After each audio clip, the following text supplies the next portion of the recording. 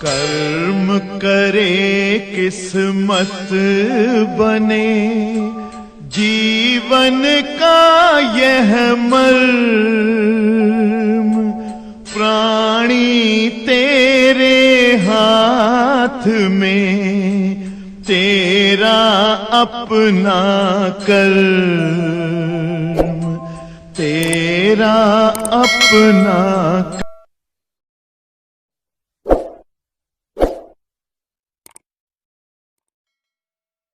प्यारे बच्चों, जैसा कि आप सभी लोग जान रहे हैं, हम लोग तापमापी एवं कैलोरीमिति का सिद्धांत यही चैप्टर पर, लेकिन बच्चों इस चैप्टर से अब आपको उष्मा के न्यूमेरिकल्स स्टार्ट होंगे। और हमने शुरुआत में चर्चा किया था कि उष्मा एक ऐसा टॉपिक होता है जिसके न्यूमेरिकल्स टीचर को परेशान करते हैं। आप तो बहुत प्यारे नन्हे मुन्ने बच्चे हैं, तो फिलहाल प्रयास मेरा यही है कि अगर बेसिक मजबूत रहेगा, शुरुआत से मजबूती बनी रहेगी, तो आगे डिस्टर्बेंस नहीं होगा। तो चलिए देखते हैं। सबसे पहले अभय कुमार मौर्य सूत्र समझाते हैं हम आपको, यह ध्यान दीजिए। पहले ताप मापनी का, उसके बाद प्यारे बच्चों आप समझ रहे होंगे कि हम लोग जो है सवालें लगाएंगे कि इसके उष्मा कैलोरीमिति सिद्धांत की, ठीक है पगली। तो अब यहां ध्यान से देखो जरा, पहले आपको ताप मापनी के सूत्र बता दें।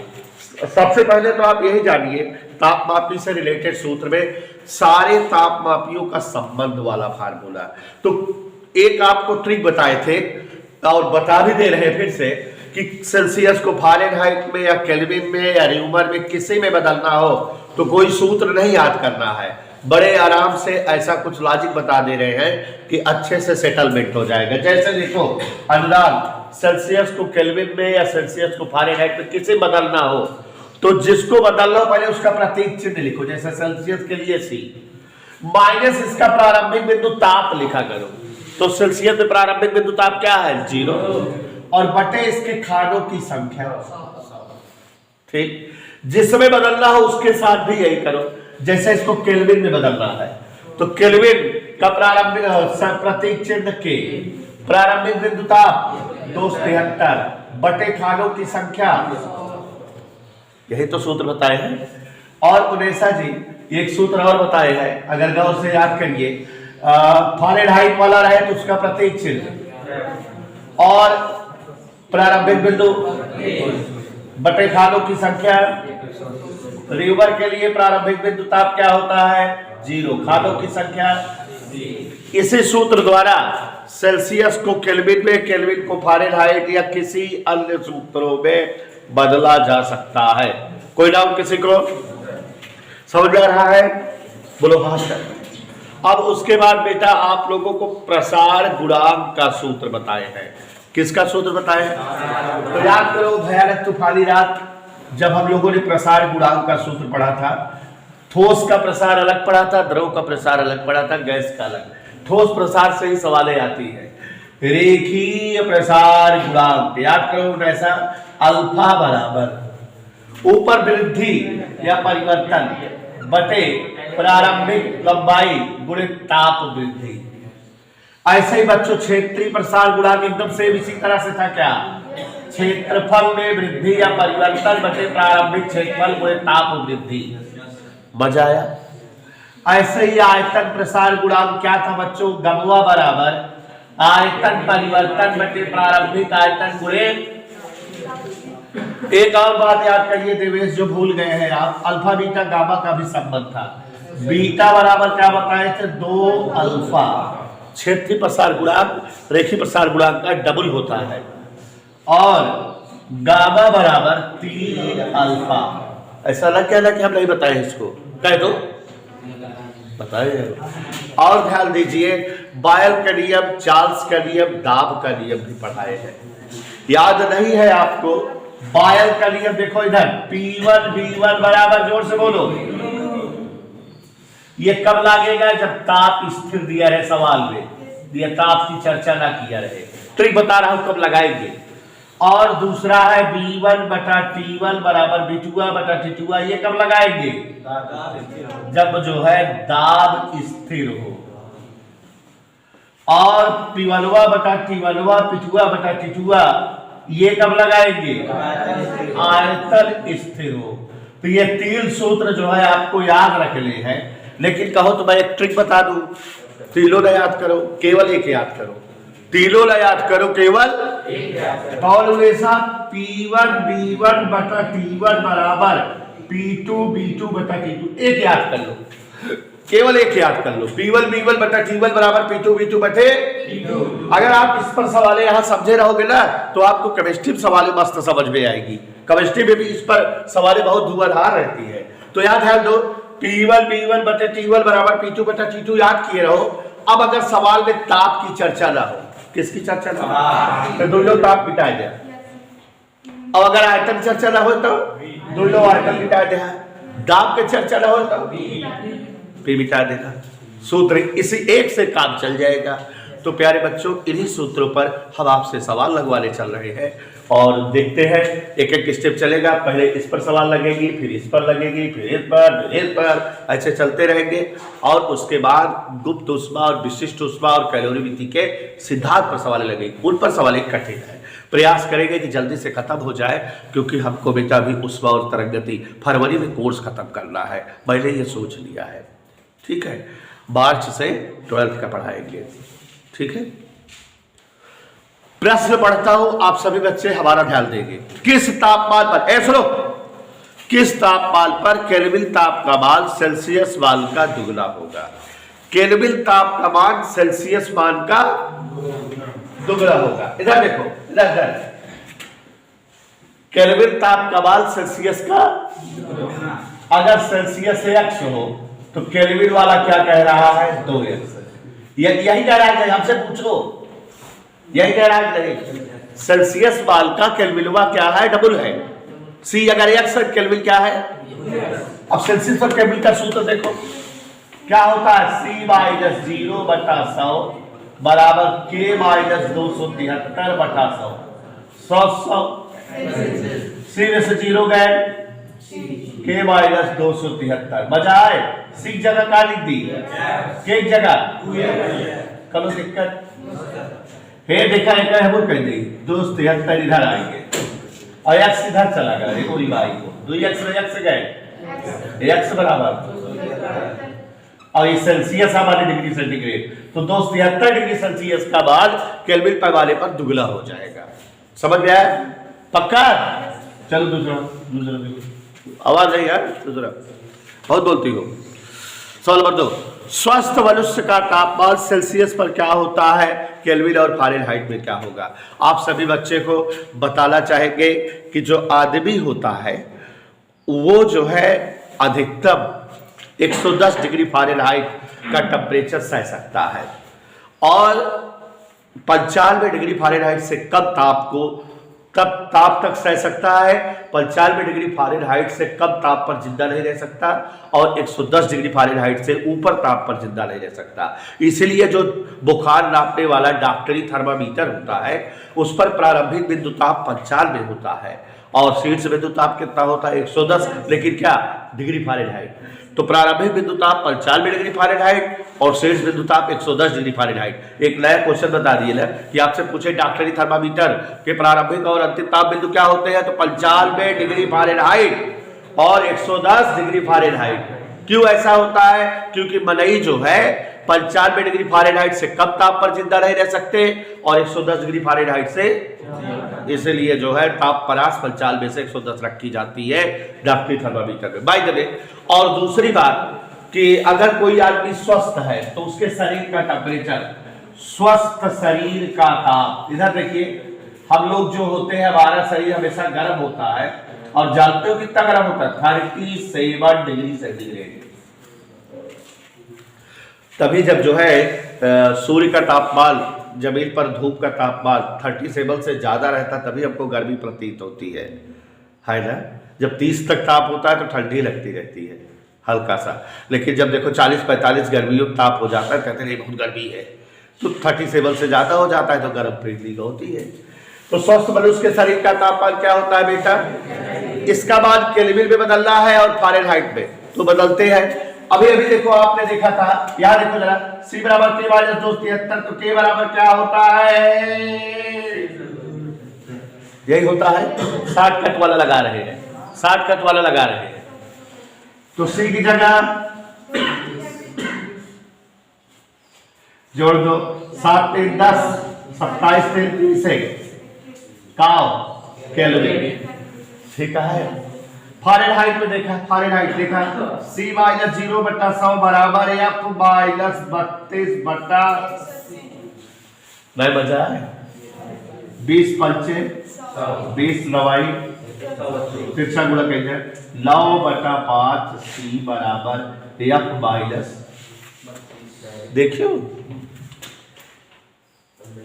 F बराबर 32 टेबल पकड़ा, 9/5 C प्लस 32 कब है?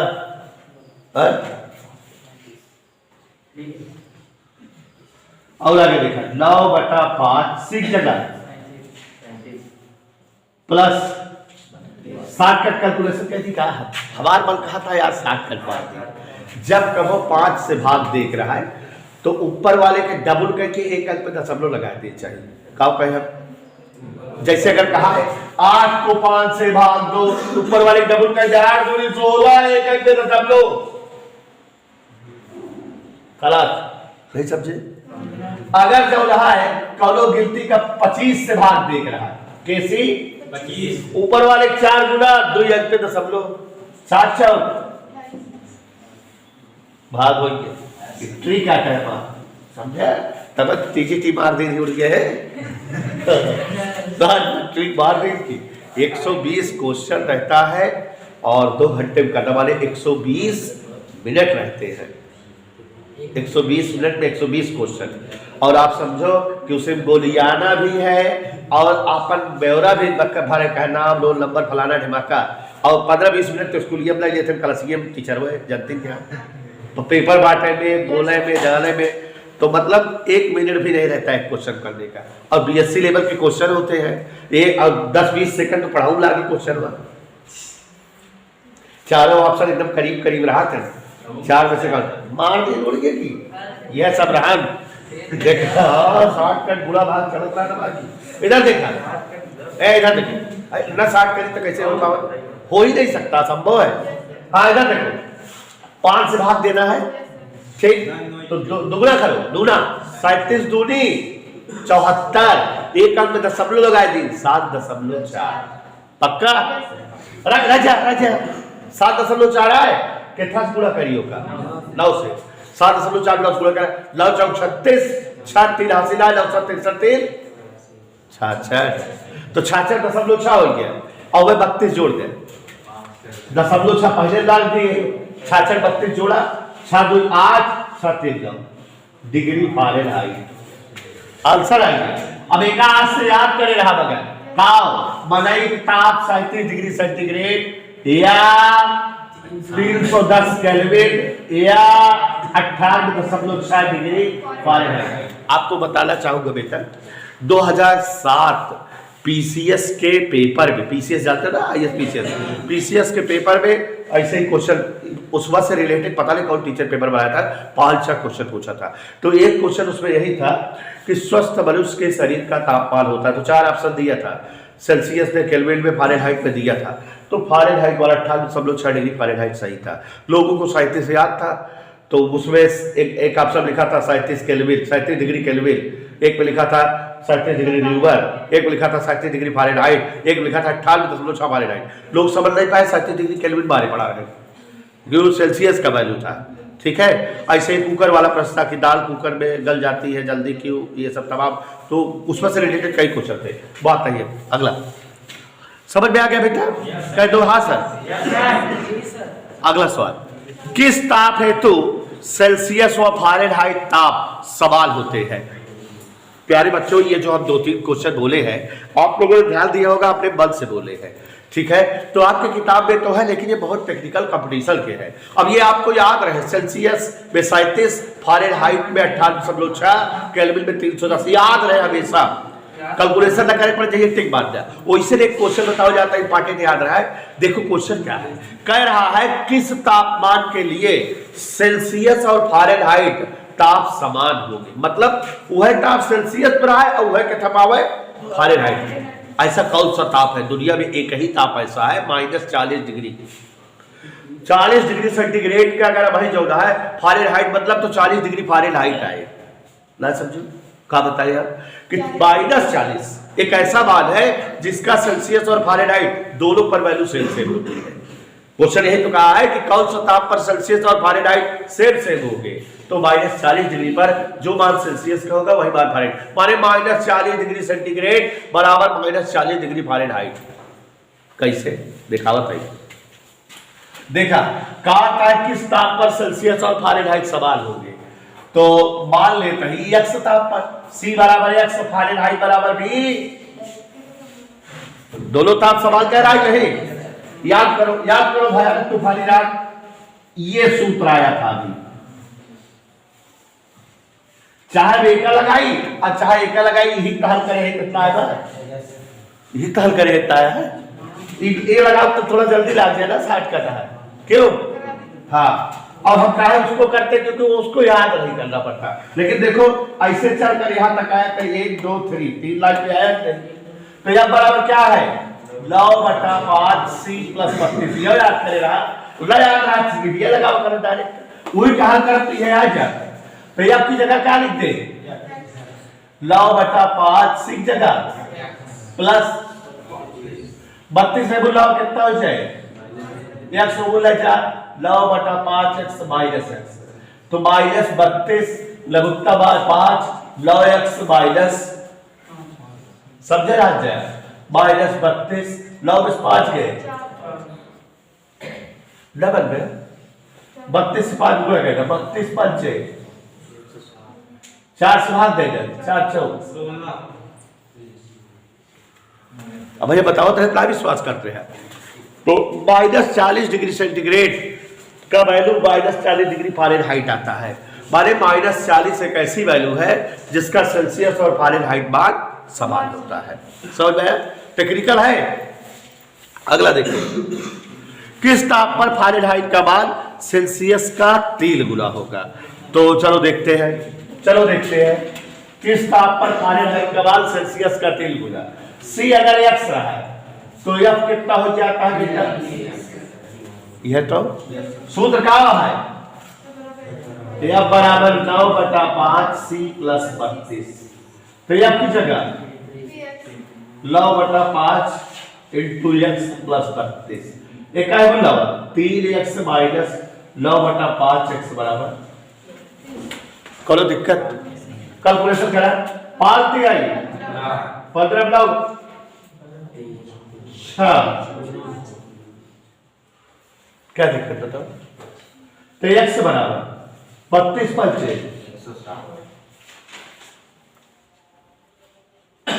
भाग देंगे 80/3, तो 80/3 डिग्री सेल्सियस के बाद फ़ारेनहाइट में 3 गुना हो जाएगा 240/3 हो जाएगा।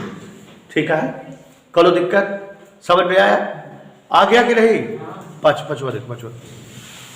36 डिग्री सेल्सियस ताप को केल्विन व न्यूमन में बदलो, ये तो एकदम सरल है। हाँ? चलो केल्विन बराबर क्या होता है 36 डिग्री सेल्सियस का न्यूमन केल्विन में बदल रहा है, कितना आ जाएगा 36 9 27 33, तो कोई दिक्कत, तो 36 डिग्री सेल्सियस बराबर 309 केल्विन आ गया कि नहीं? और किसमें बदलना है, न्यूमन वाला सूत्र बताओ, C - 0/100 बराबर R - 0/, तो 20 500 20 C/5 बराबर R/, C की जगह क्या लिख दी 36/5 बराबर R/, तिरछा गुणा कर दिया, R बराबर 144/5, तो 28.8 न्यूमन, माने 36 डिग्री सेल्सियस बराबर 28.8 डिग्री न्यूमन। कोई दिक्कत बेटा, समझ में आया बच्चों? क्लियर? तो इतना लगा लो बच्चों। अगला क्वेश्चन पढ़ रहे हैं, सभी लोग ध्यान फरमाएंगे। 20 सेमी लंबाई की एक छड़ के ताप में 50 डिग्री सेंटीग्रेड की वृद्धि किए जाने पर इसकी लंबाई में 2 सेमी की वृद्धि हो जाती है। रेखीय और क्षेत्रीय प्रसार गुणांक बताओ। तो बच्चों जो जो दिया है लिखते रहे हैं, ध्यान से देखिए और हमारे साथ लगाते रहिए क्योंकि आपको लेट हो रहा होगा।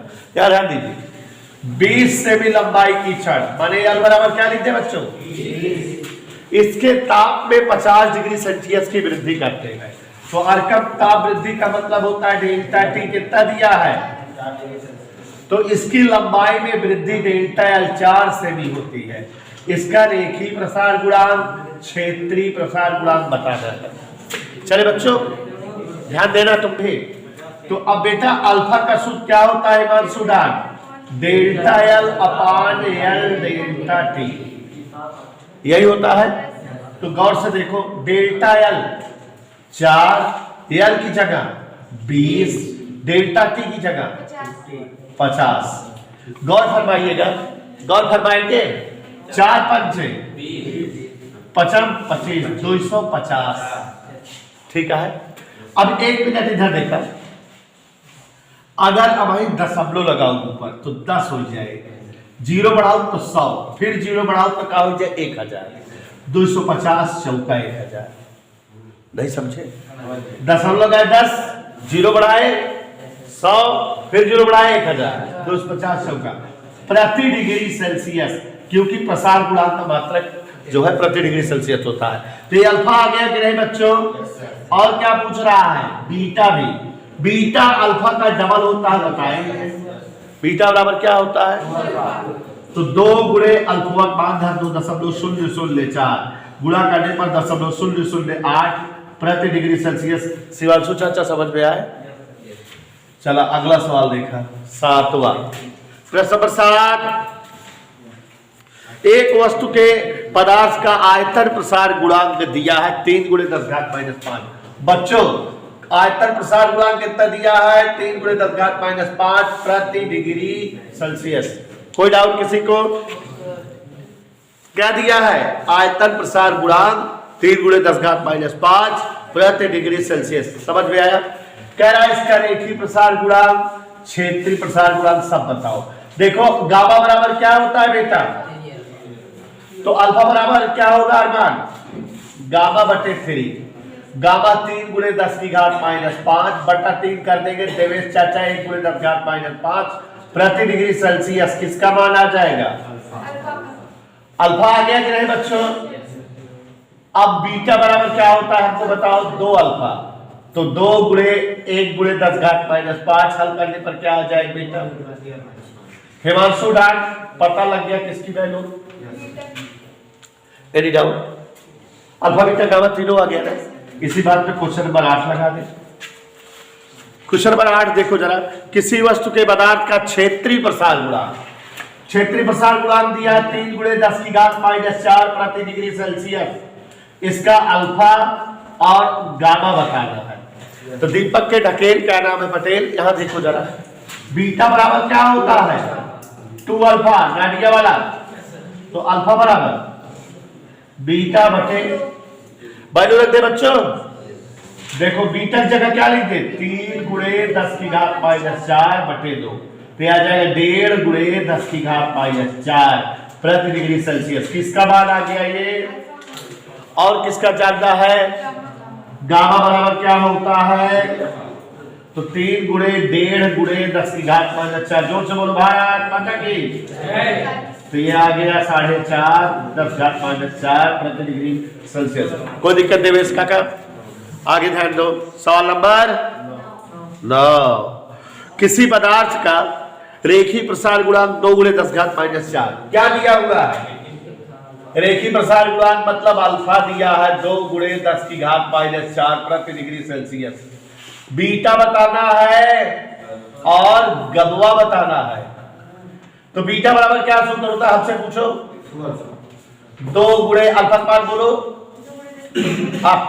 ऐसे नहीं, 4 गुणे 10 घात -4 प्रति डिग्री सेल्सियस। कोई दिक्कत, गामा बराबर 3 अल्फा, तो गामा बराबर 3 गुणे अल्फा की जगह, अनुवाद तुम्हारे समझ में नहीं आ रहा है,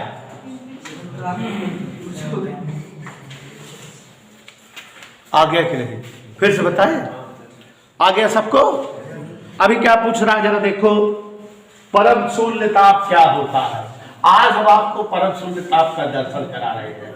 गौर से देखो, जिस ताप पर गैसों का आयतन शून्य हो जाए वही ताप परम शून्य ताप होता है। यही तो जानते हो, इसको निकालना है। देखो इधर, परम शून्य ताप हेतु आयतन क्या हो जाना चाहिए? इसलिए बीटी बराबर क्या होता है जरूर बताओ आप लोग। अल्फा टी होता है कि नहीं? नहीं होता। बीटी की जगह इसको नीचे लाओ, एक इधर प्रसार करो, टी बराबर -1/अल्फा। अब देखो -1/अल्फा मान बताए 1/273, ऊपर का -273 डिग्री सेल्सियस ले परम शून्य ताप आएगा। ये वह ताप है जिस पर किसी भी गैस का आयतन और दाब शून्य होता है।